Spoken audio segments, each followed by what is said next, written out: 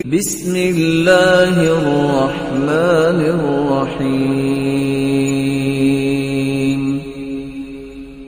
علمت نفس ما قدمت وأخرت۔ اللہ تعالیٰ نے پھر ایسے اعزازات سے نوازا عورت کو کہ آپ سن کے حیران رہ جائیں گے، اور یہ ان لوگوں کی پلید زبانوں سے نکلنے والے کلمات کا جواب 1400 سال کی تاریخ نے محفوظ کیا ہے، جو کہتے ہیں کہ عورت کو تو اسلام نے عزت نہیں دی۔ سب سے پہلے ایمان لانے والی تھی تو کون تھی؟ سیدہ خدیجہ، وہ عورت تھی۔ سب سے پہلا مال جو اسلام کے لیے خرچ کیا گیا وہ کس کا مال تھا؟ سیدہ خدیجہ کا، وہ عورت تھی۔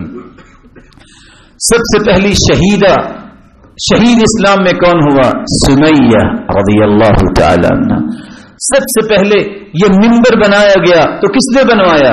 جب اللہ کے رسول کو سیدنا عمر نے ایک گزارش کی کہ آپ اللہ کے پیغمبر ہیں، ڈیلیگیشن آتے ہیں، پتہ ہی نہیں ہوتا کہ پیغمبر کون ہے، آپ زمین پہ بیٹھ کے ہمیں دین کی باتیں بتاتے ہیں، آپ کو منبر پہ بیٹھنا چاہیے۔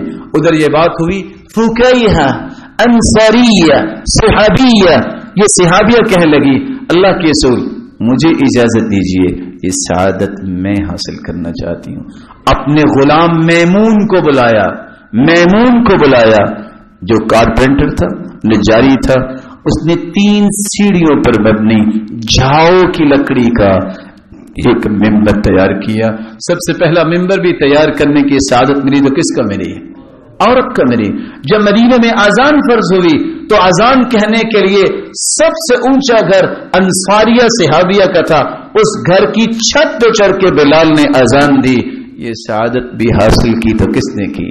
اللہ نے یہ اعزازات سارے عورت کو عطا کیے۔ اس لیے تو ان احادیث کو سن کے کہنے والے کہتے ہیں عورتوں کو بھی میدان میں دین کے لیے آگے بڑھنا چاہیے۔ جہاں مسجد بن رہی ہو ان کی خواہش ہونی چاہیے کہ فقیہ انصاریہ صحابیہ کی سنت کو میں زندہ کرنا چاہتی ہوں۔ بھئی آپ مسجد بناؤ، ممبر میں بنوا کے دوں گی۔